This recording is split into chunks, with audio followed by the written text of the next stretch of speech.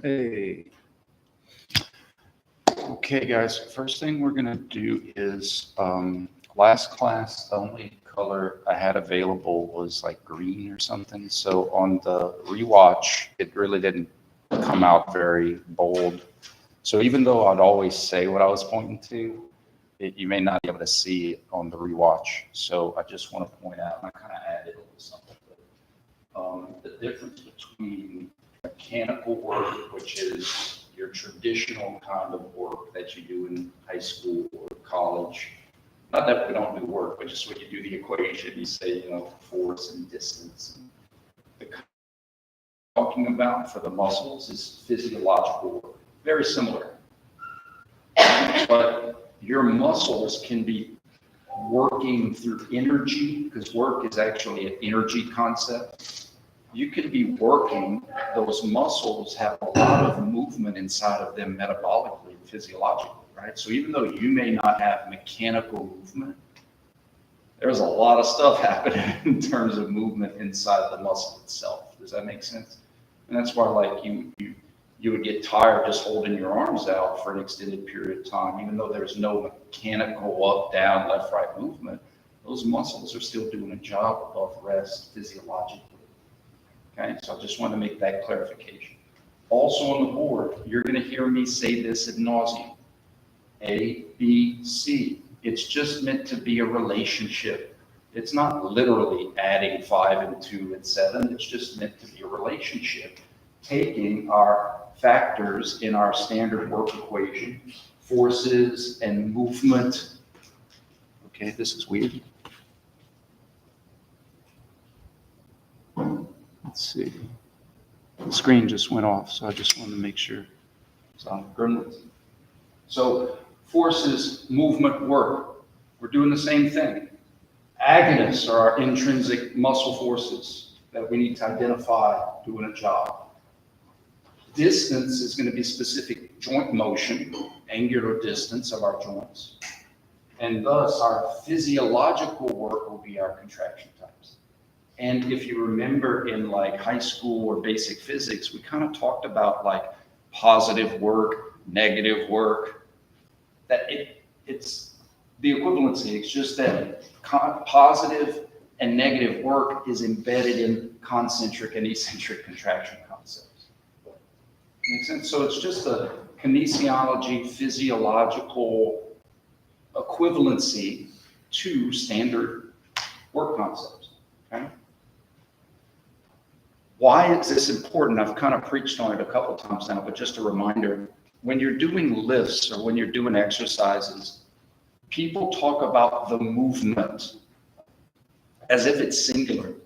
But we know that every repetition has movement going in both directions so that you can start over again, right? That's like saying going to the store is one movement, but you know intuitively, well, I have to go there and then I have to come back, and those are in opposite directions. Right? So too many times we'll say, these are the muscles in this movement, but we don't break down the movement into going and coming, or coming and going. And those different phases, even though in the exercises they may be working the same muscles, they have different contraction types that are involved. And that's what's very important for us to understand as upper level kinesiology majors. I've heard it a lot of times, guys. Contractions confuse me. It would confuse me too if I didn't have a process to understand what they are and how they work and to know confidently which one is which. I could totally understand if y'all introduced, I know y'all been introduced to concentric and eccentric, but do you know what that really means outside of a standard definition? And that is extremely useful in every area that you guys are going to go to. Even strength and conditioning, emphasizing eccentrics, where you're going to get the most pull apart of the fibers and the most damage to eventually get the most strength gain. So I'm not here to tell you how to work out. Trust me. But I'm here to tell you how this stuff works so that you can eventually apply it in your own area of expertise and interest. Okay? I'm not here to say do this exercise over that exercise. I'm just here to say, let's analyze who's working and how are they working to influence specific motions. Bless you.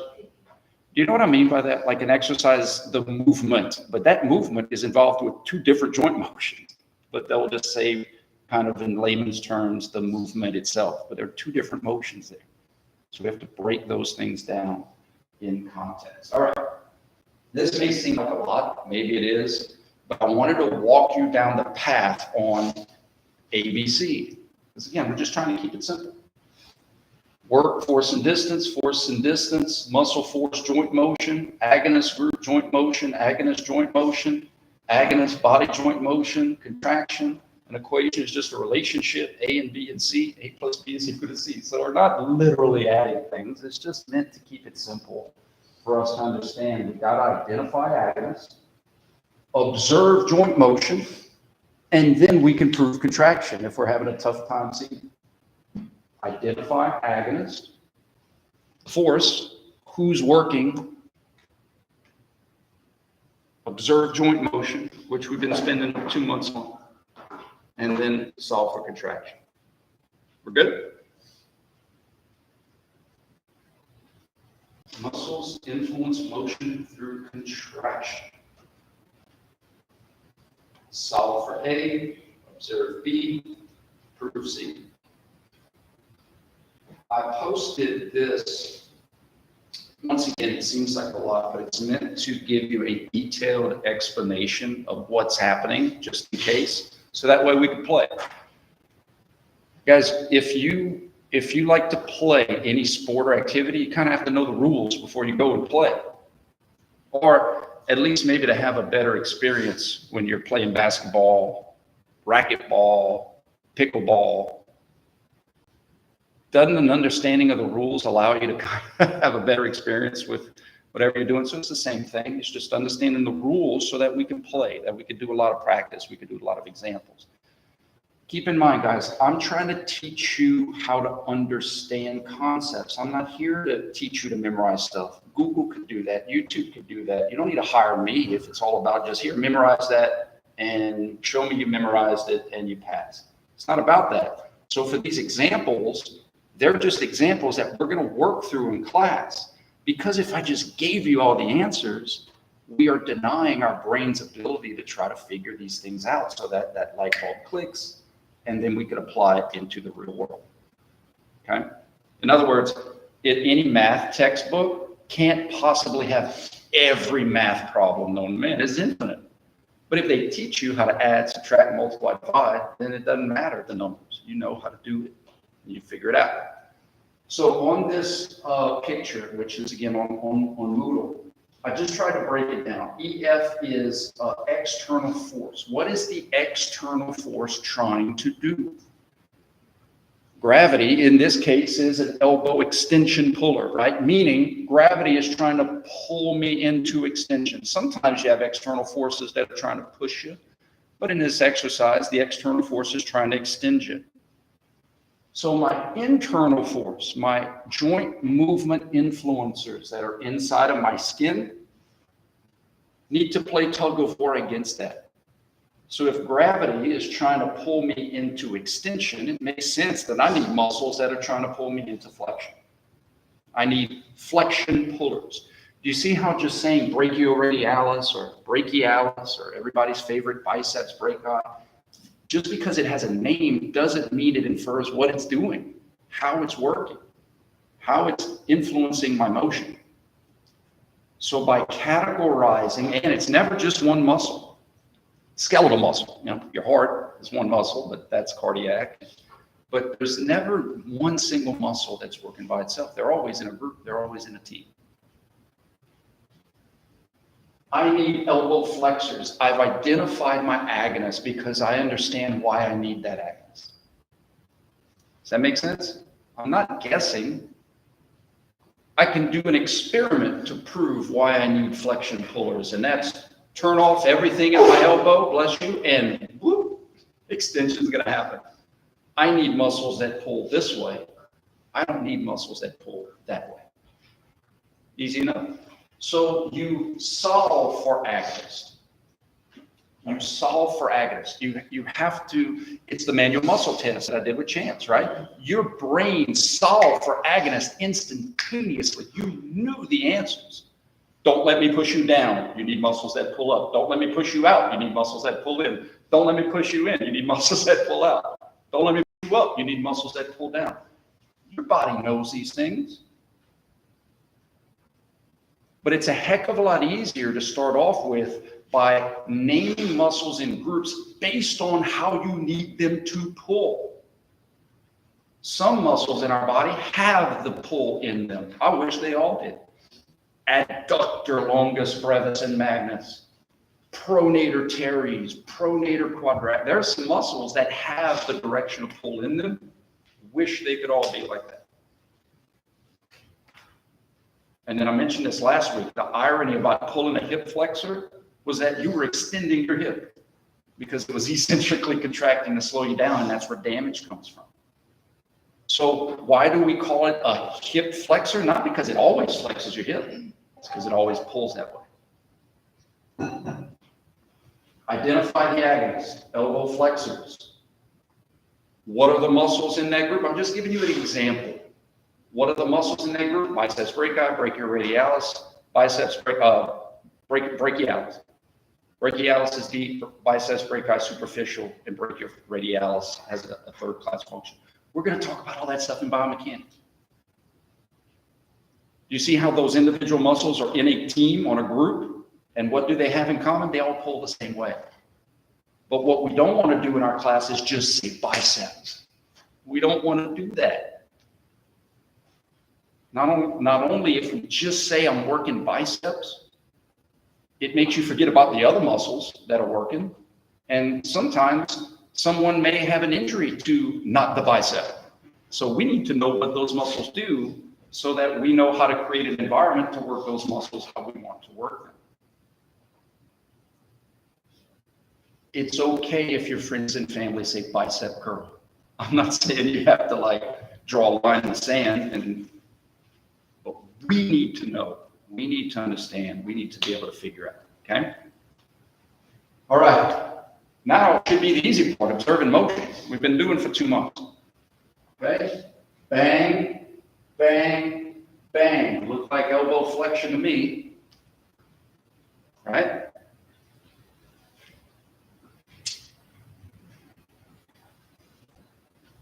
Elbow flexors, when they're working, when they're pulling above rest, do elbow flexion through concentric contraction.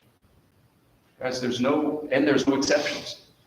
On holidays, weekends, torrential flooding that cancels exams, when that muscle is working above tone and it has motion in the direction of its pull, it has to be shortening while trying to shorten above rest. It has to be positive work. And we just have a name for positive work.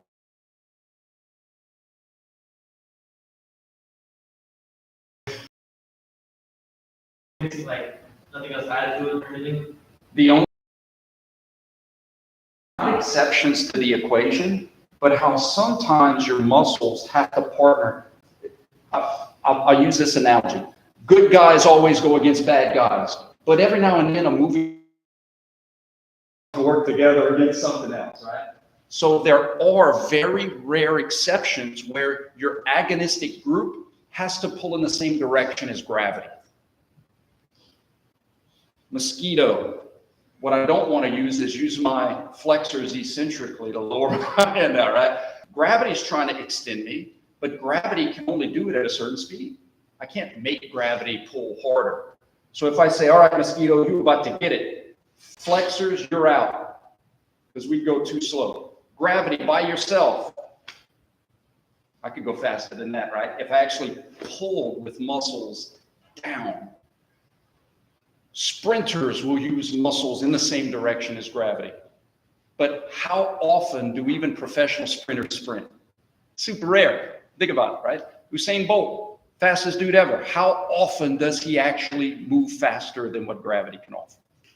So when we're doing work hammering or when we're doing certain movements, we might need to use agonists in the same direction as gravity. But there's going to be clues, and there's going to be purpose, and there's going to be reason. I'm going to teach you those things. It still follows this equation. But for now, I just want us to see in standard exercises. If the machine's trying to do this, you need muscles that are doing that. And then we'll get to the exercises, because opposite pole of external forces is how we move in activities of daily living. 99% of our life, we're going to be using muscles that pull in different directions of influences. Great question. All right, look at the one in the middle. Same everything except our motion is inflection, our motion is extension. But gravity's still trying to extend me. My agonist is still going to be flexors, but the movement is going to be extension. Guys, does it make sense that I don't need tricep and anconeus to do that? That would damage my elbow. I already have something trying to extend me. I don't need extension pulls. Not in an exercise. When I'm hitting the mosquito,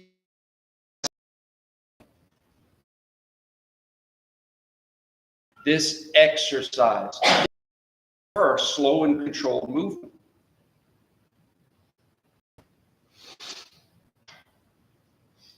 There's no reason to do curls as fast as you can, okay? There may be reasons as fast. I'm not saying not that, but we're all familiar with machine and kind of move it too fast and they're just clanging things. And so we want slow and controlled, and there's a mechanical reason for that I'm going to talk about, just so that there's no confusion. You know, someone may say, am I going down? And I'm like, why would you? It sounds very safe. Does that make sense? Okay. Everything is the same except for my motion that I observe. Same external force, same agonistic muscles in the exercise. The variations in the motion isn't going to be because of different muscles. It's going to be different contractions. Flexors allow extension only through eccentrics, only through negative work. Still pulling in a direction of flexion, ladies and gentlemen. It's just allowing gravity to be a little greater. It's no different than if I'm playing tug of war with my son, who I outweigh like 140 pounds. I'm letting the movement go in the opposite direction, but I'm still pulling this way. Does that make sense? I'm not pushing him away. I'm still pulling in my direction of pull, but I can decide. That's what's great about muscles.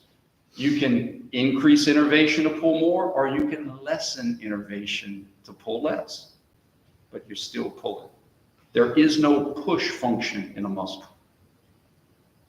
So in other words, if this person holds this position, think about it. If you're just holding the dumbbell at the top, you're just constantly tying the force, right? That's what an elevator does when it holds you at the top. You look at a scale, and that's your weight. In order for that dumbbell to go down, 3 options. One is turn off all the muscles like gravity do it. Probably not a good idea. Turn off the flexors and turn on the extensors. Even worse idea. If I'm up here and I'm holding it and I'm tying it, the most likely option is just for these flexors to pull a little less and let it down while still pulling up. Yes? And then I have an isometric example. Elbow flexors, no movement observed. Got to be isometric.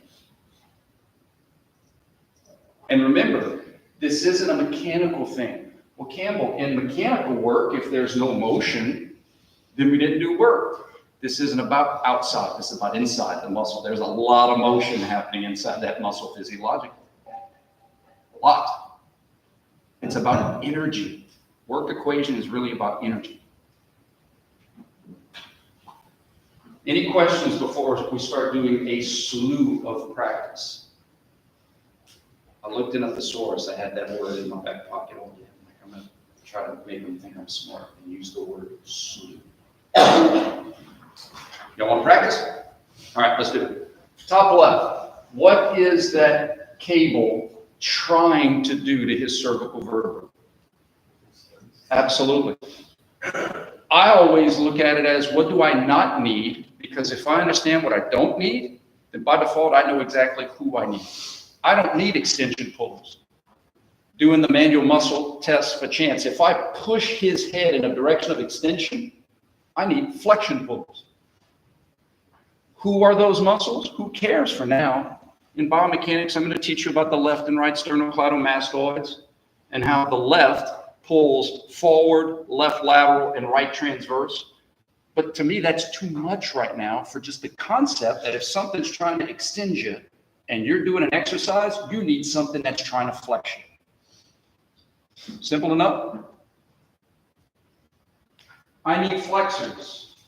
Let's pretend he's holding that position on the left, no motion. Flexors are going to maintain that cervical position through isometric contraction. You want me to ask 25 isometric questions.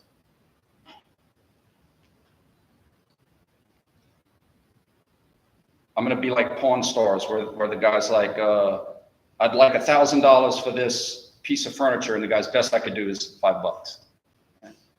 Best I can do is 5 isometrics. What motion did you observe from left to right? What motion did you observe from top left to top right? I mean, left to right in that top corner. Cervical flexion. Cervical flexors, when they're an agonist, are going to be responsible for cervical flexion, but only through the context of concentric contraction. No foolies.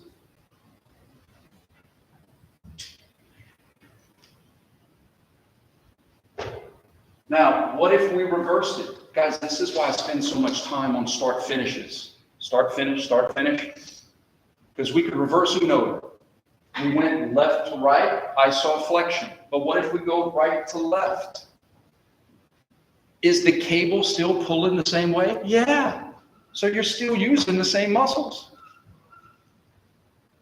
If he used extension pullers and the cable's trying to extend, and that's exactly what it would sound like. Does it make sense that you're still using the same muscles? Who are those muscles? Flexion pullers.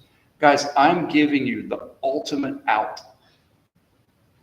Instead of being burdened with having to learn right now sternocleidomastoids and quadratus femoris and iliopsoas, and there's all these names of muscles that are based off of mostly Latin. I'm just trying to get you to understand. Do you think a nurse or a nurse practitioner or a doctor has memorized every medicine known to man? No, they have a physician desk reference for that kind of stuff. They know what they see most of the time. It's understandable. What I'm trying to get you to hold on to is, I know I need muscles that pull in the direction of flexion. Who are those muscles? Right now, go look them up. It doesn't matter their names. I just know I have muscles that pull in every direction of motion. And if something's trying to make me do this, I need muscles that are trying to make me do that. That's that simple for now. Does everybody understand how the equation is going to help us to prove contraction? I'm still working my flexors, but from right to left, I observe extension of the cervical vertebra. Flexion pullers allow extension only through eccentric contraction. Negative work. Why do you think they call eccentrics negatives? That's why. I want to get into a trend. Maybe you guys can help me start a revolution. Start calling concentrics positives. Joe, don't.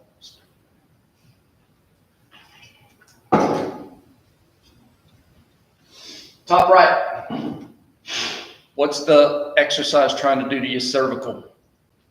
Flexion. Do I need flexion pullers? Extension pullers. What do we call them? Extensors. Who are those muscles? Who cares? Does iliocostalis mean anything in terms of pull? Longissimus? Spinalis? Who cares? You have a ton of little muscles, intrinsic and extrinsic, that pull in the direction of extension. You have to. You're a human puppet, and you have to have strings that pull in all directions of motion. Does anybody have a question on why we would be working our cervical extension pullers in this exercise and why we refer to them in class as extensors? It's not that those muscles make you extend. It's that they pull in a direction of extension. Huge difference. Because if your brain says extensors extend, I just showed you where we had extension and it wasn't the extensors. Yes? You know what I'm going to start doing? I'm going to start asking for amen. Can I get an amen now?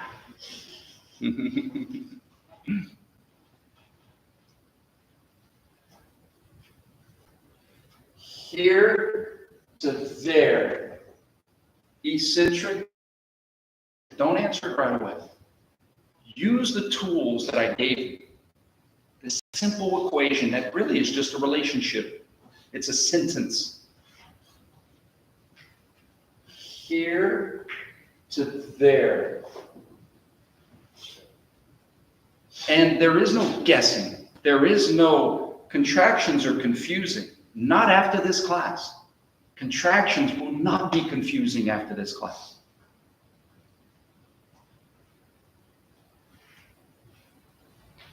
Concentric or eccentric? Outstanding. And if you're ever in a clinical setting, if you're ever in a setting where you're talking to another professor and they say, well, I get it all confused. How do you know it's eccentrics? You can prove that it's eccentrics. To me, that's the elegance of it, the beauty of it. Well, I know I'm working my extensors because that dumbbell's trying to flex me. And extensors are going to allow flexion only through eccentric contraction. Checkmate. There's no guesswork. Going back the other way, extensors do extension through concentric contraction. Now remember, when I'm saying flexors and extensors, that's the agonist doing a job, right? I'm not just willy-nilly. We have context that these muscles need to be on above rest to influence motion in both directions. Again, to clarify our verbiage and why it's important versus layman verbiage. Layman verbiage would just say, this is one whole movement, singular, going down and coming up. And for my students, we need to say, no, that may be a range of motion, that may be a repetition. We have to break those motions down into two separate movements because those muscles are going to influence those motions with two separate contractions. Contraction is very important in our world. Very important in our world.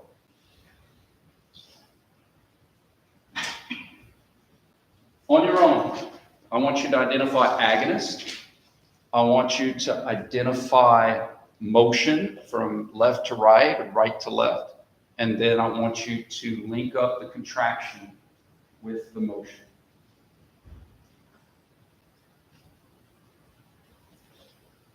If you don't know where to start with what is that exercise trying to do to me? Apologies. Here, here, here, here. Thank you for asking that.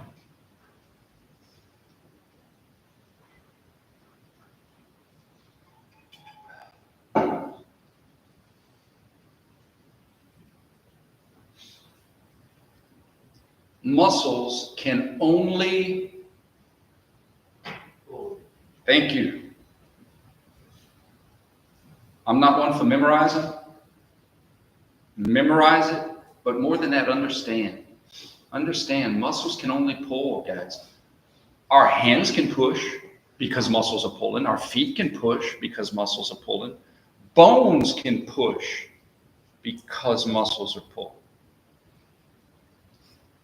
You know, when you're doing a squat, your feet are pushing down and your back is pushing on the bar, but it's because there's things inside your skin pulling on your bones, okay? If muscles could pull and push, we would only need half of the muscles in our body. Because just this one set could make me do this and then make me do that. All right. What is this band cable trying to do to my neck? Bend me to the right or bend me to the left? Good. If it's trying to bend me to the left, now we have a fancy name for that. Left lateral cervical bending. If it's trying to bend me left lateral, what agonistic group do I need to play tug of war against this exercise? Right lateral benders. Who are those muscles? Who cares right now? I'm going to teach you those muscles, but before I just give you a bunch of Latin names, we have to understand how they work. Right lateral cervical benders, true?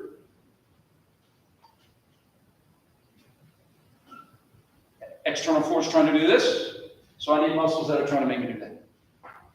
In fact, you can do a thought experiment. I think we did it last time, Chance, where I was trying to push you down, so obviously you were moving, using muscles that were pulling up, and then I released and your arm flew up, right? Like if that cable snapped, his head would jerk to the right. You see what I'm trying to say? All right? Here to there, concentric or eccentric? Good. Right lateral cervical benders are working. I observe right lateral cervical bending. Right lateral cervical benders do right lateral cervical bending through concentric contraction when they are the actins. Here to there, left lateral cervical bending. But I still have the same external force and I still have the same agonists. So right lateral cervical benders are going to allow left lateral cervical bending through eccentric contraction. Rinse, wash, repeat. Same concepts, but can be applied throughout the body. External force trying to bend you to the right. I need muscles that are pulling to the left. I need left lateral cervical benders, yes?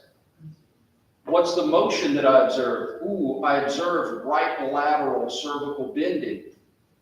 Right lateral, I'm sorry, the cable's trying to bend me. I'm mirroring it in my head for the screen. The cable is trying to pull me to my right, so I need muscles on the left, true? Here to there, what motion did I observe? I observe right lateral. So left lateral puller muscles are going to let me go to the right through, there you go. Okay.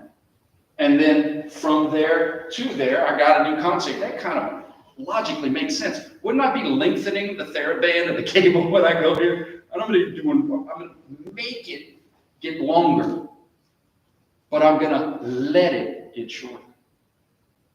Make sense? Think of it like this. A rubber band cannot lengthen itself. I have to concentrically lengthen the rubber band, but I can let go of the rubber band and get it shorter. That's another way to look at eccentrics. Muscles are being lengthened while they're still trying to shorten. A muscle can shorten itself, but a muscle cannot lengthen itself. That would be pushing. Here's another way to look at it. If this was a rope tied to the cart, I can make the cart come to me by pulling. I can't make the cart go away from me. Something has to try to make the cart go away from me. Now I can pull to influence whether I want it to go or allow it to go, right? But there has to be some external force that's trying to move me the other way. A muscle just can't just poof and lengthen itself.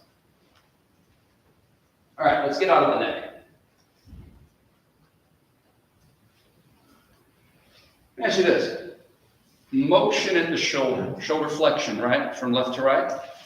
However, is gravity trying to do anything to the shoulders? No. Just a pendulum, right? Gravity is not trying to flex you, extend you there, and gravity is not trying to flex you and extend you there. If she held this position and then came up, well, now gravity would be trying to do this. However, gravity is trying to flex her hips. Does everybody understand that? So if gravity is trying to flex her hips during this exercise, wouldn't she need extension pullers? Right? And I know that in layman's terms, people will just say, well, why not say hamstrings? It's like, well, there's other things involved. And if you're going to say hamstrings, why not the specific hamstrings? You know, why not semimembranosus, tendinosis, biceps femoris, long head, gluteus maximus? So by default, people who exercise, they don't know concepts of directions of pull. So it makes sense. They're just going to kind of pick one thing and just say, this is for the glutes and the hams and the core and the quads and buttocks and triceps. But we need to know better. And we need to know better, not to correct them. That's not the point. It's just that we are going to be professionals in a wide variety of allied health fields. We need to know better. Put it this way, they're coming with a lot of misinformation that's messing with our minds. Hello, first three tests, illusions and stuff, right? So it makes sense that illusions would carry on to this. Eccentric or concentric? Good. Extensors are going to do flexion through eccentric contraction. How do I know my agonist is my extensors? Because that exercise is trying to flex it. Extensors do flexion through eccentrics. Coming back up, extensors do extension through concentrics. Yes? Hallelujah, praise the Lord. All right, guys, so on the test, I can ask before and after questions. We've had this before and after motions. Or, just like on the test, I can do a fixed picture and then give you a motion to observe. Example, right away, that machine's trying to extend him. He needs flexors. I have no idea if he's going up or coming down. More than likely, staying in the same position to take the picture, right? More than likely isometrics, but we don't assume without context. So on the test, if I say, this guy's doing this exercise, and you observe elbow extension, either from this position or during this exercise, right away, flexion pullers or flexors do extension through eccentrics. From here, you observe flexion, or you observe flexion in this exercise. Flexors do flexion through concentrics.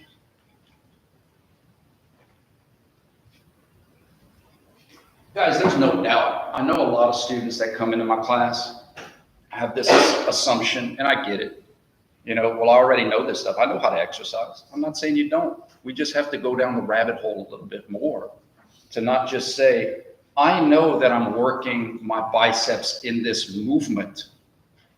There's two different movements. There's the flexion component and there's the extension component, so that you can have another flexion component. And within those different movements are different contractions. Yes?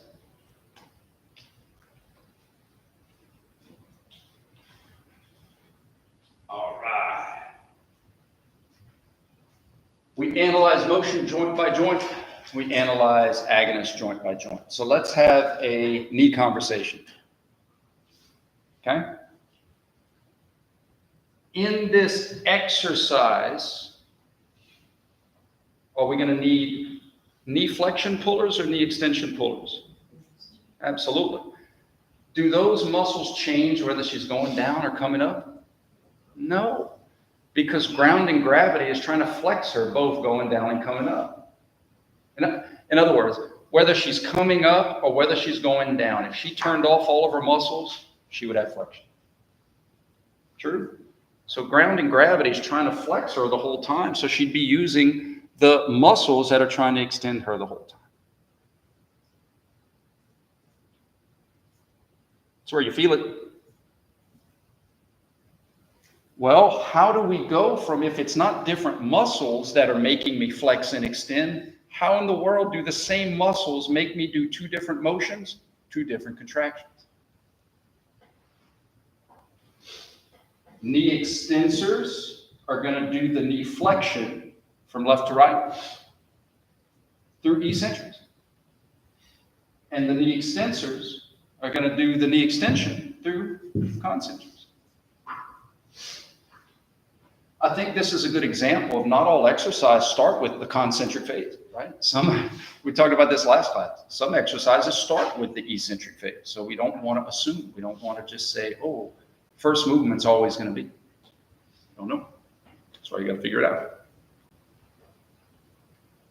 Hips, flexors or extensors? Good. Going down, extensors do flexion through eccentrics.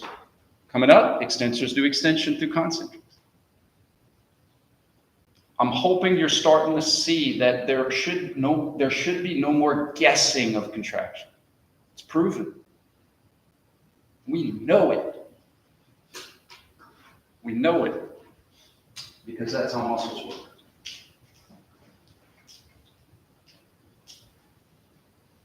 On the test, I think I said this last class, but like I'm going to have some students that will say, I'm doing biceps and flexors going down. And their logic is, well, I'm observing flexion, so why wouldn't it be flexors? I'm observing flexion, why wouldn't it be bicep?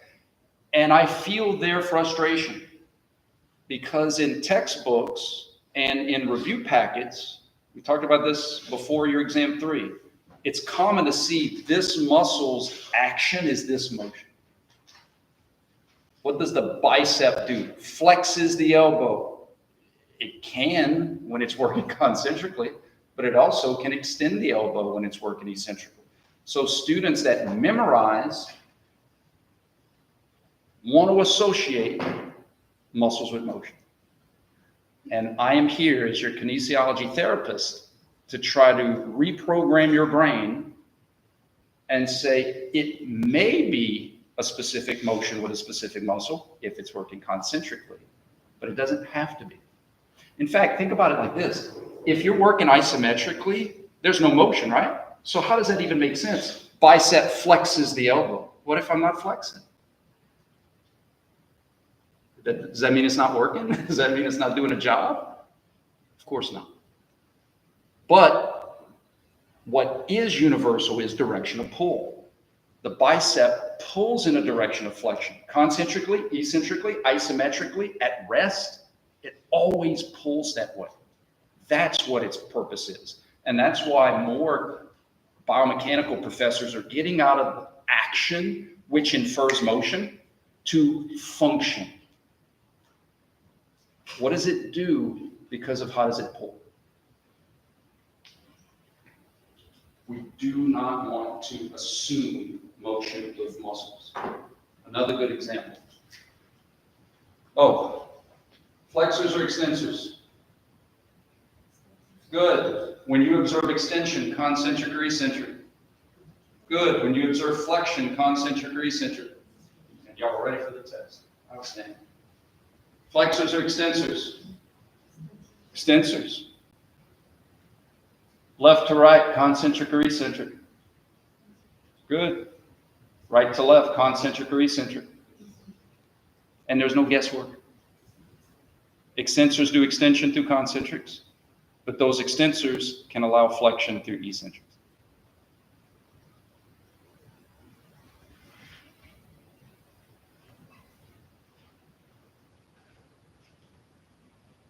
Let's do that one. It's kind of the same one.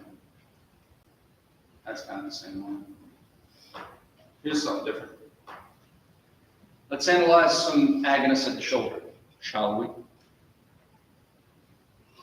Do I need flexion pullers or extension pullers at the shoulder? Good. And this example also is a reinforcement of why we have to understand motion. If we're still thinking this is shoulder extension, we have a problem. The cable or the exercise is trying to extend me, so I need flexion pullers. I need flexors.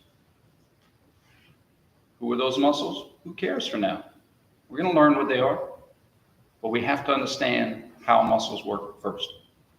Phases. Phases. What if she's just holding this position? Isometrics. And again, I think this is such a great applicability. If you look up, anterior deltoid does this. Coracobrachialis does that. Clavicular fibers of the pectoralis does this. It's going to say in most traditional text motion. So I could see how this would be totally confusing if you're trying to figure out who's working, but there's no motion involved. Direction of pull. External force trying to extend me. I need flexion pullers. No motion, isometric. If you observe extension, flexion pullers are going to allow extension through eccentric contraction. Coming back up, flexion pullers are going to create flexion through concentric contraction. Rinse, wash, repeat. Now you may be saying, can it get harder? Yeah, you get some freaky exercises, or when you get into the trunk, it could get confusing in terms of muscles in the trunk, but that's why we're progressing to that. We're not starting off with the crazy ones. We're starting off with the basic ones and things that you could practice with. Any questions? All right, guys, we'll see you Friday.